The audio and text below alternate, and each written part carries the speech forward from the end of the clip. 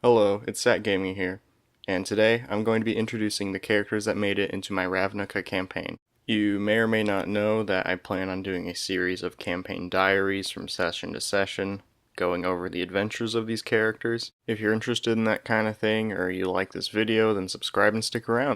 To get into it, I've currently got 3 players that I have various experience with and who have various experience with tabletop gaming in general. I'll probably talk about the player a bit as I talk about their character, because I'll probably give you some good context about what exactly is happening. The first character comes from a guy that I know and have been playing tabletop with for a while now. I've DM'd for him before. I can't quite remember if he's DM'd for me before, but he might have done a session or two a long time ago and I just don't remember. Needless to say, though, he was very comfortable in creating a fairly complex character out of the gate, which, it's good or bad. There's pros and cons to making a really large backstory before you go in, but I think he did a tasteful amount this time.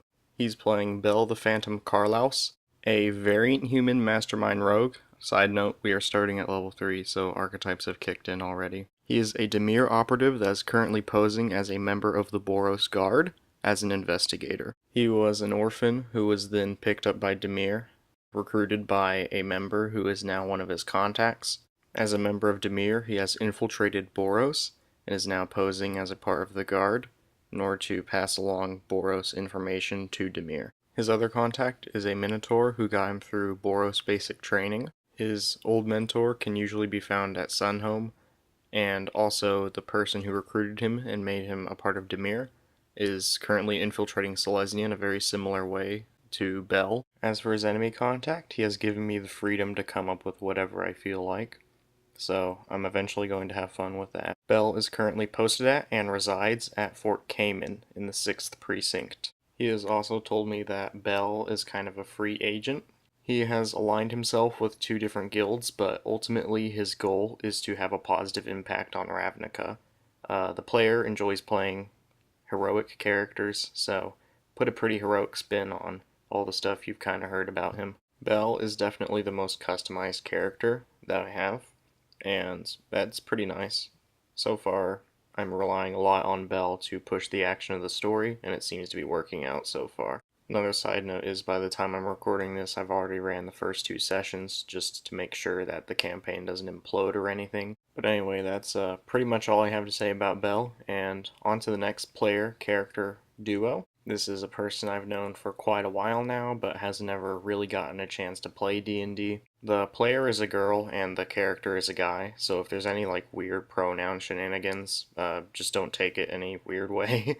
I'm really just mixing up the pronouns on the characters and the players sometimes. It's a little difficult to figure out at the table sometimes, especially when I'm running the game and I have a lot to think about. Anyway, the character is Fishbits, the Totem Barbarian. Now, Fishbits isn't their real name, but it's an alias that they're going by for the moment. I don't think the player quite knows their natural born name yet, but it's a little irrelevant in the story right now, so they can have some time to cook it up. They're a Simic hybrid who was at one point Simic, but now they are Golgari. Essentially, they started out as High Elf, and their parents were a fairly important member of Simic, or members of Simic, and in order to show their support for Simic and the Guardian Project, they forced Fishbits to undergo a change into an axolotl hybrid, which they did not like. After the operation was done, they went into a murderous rage, killed both the parents, ran away. You know that good meme? It's a really edgy backstory, but if it's what the player wants, I'm kind of like whatever. And also, it's their first time playing, so cutting them some slack, letting them explore some stuff. If they don't like it, then it's always subject to change.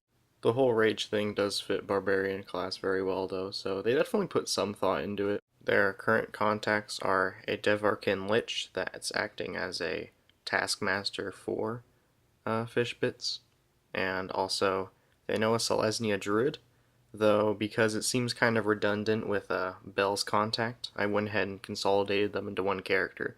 So Fishbits just thinks they're a Selesnya Druid that they happen to know, and Bell really knows the truth that they are a Dimir operative that's infiltrating Selesnya. Their current enemy is the leader of the Guardian Project. They represent a pretty big fail on their part, so They obviously aren't very happy about that. Also, Fishbit's overarching goal as a character is to return to their state of being a high elf, which the feasibility of such a feat is questionable, especially since they've estranged Simic in a very big way. Pretty much the only people who even have a shadow of a hope of helping him. But I think it's going to be interesting. We'll see how that develops. The last player character combination is a person that I haven't personally gamed with before, but they have played D&D before.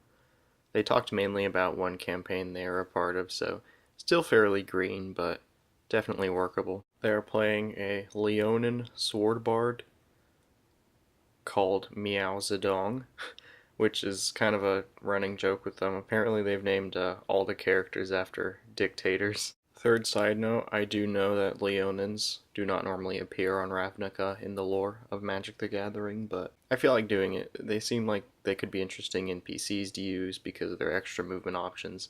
I'm just using the Tabaxi stat block. For some reason, whenever I think of Magic the Gathering, Leonins are one of the things that just come up in my mind, so I'm allowing it in the game because to me it's fairly iconic. I don't know about anybody else, but it's what I think of when I think of that kind of stuff, so I'm just including it. Back on topic, Meow is a Rakdos gladiator. The person didn't come up with too much backstory for them in a custom fashion, which I'm kind of fine with. I really don't know if it's because they just generally don't believe in doing that kind of thing, or if they're just new to my table and uncomfortable. Either way, I'll just accommodate them. It's fine.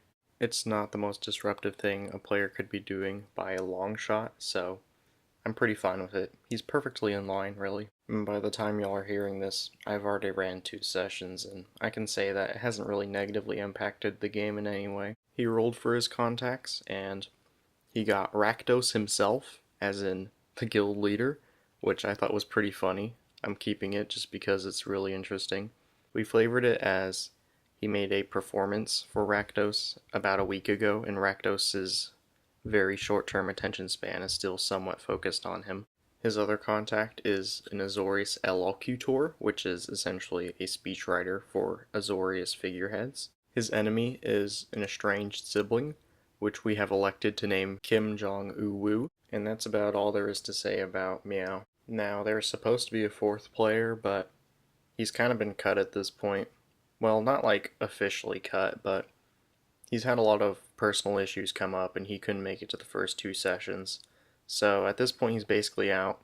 It's unfortunate, but these things happen. If he gets back in, then I'll probably do just a really short video talking about his character and how we spliced him in at this point. But I really don't see it happening. He didn't seem too interested, and again, he's had problems showing up, so... And also I was concerned about how the game would run with only 3 people, but now that we've done 2 sessions, I've seen that it'll run just fine with only 3 people as players. But that's about it. Setting is pretty standard Ravnica, and if you like what you see, or you like this video, then definitely subscribe, comment, like, keep up with my stuff. I plan on starting to rolling out these campaign diaries about this game weekly, and also on the side I'll probably continue my How to Run Curse of Strahd series. If you're interested in that, then definitely check it out. I'll probably link it too. It's been Sat Gaming here. Have a great day. Goodbye.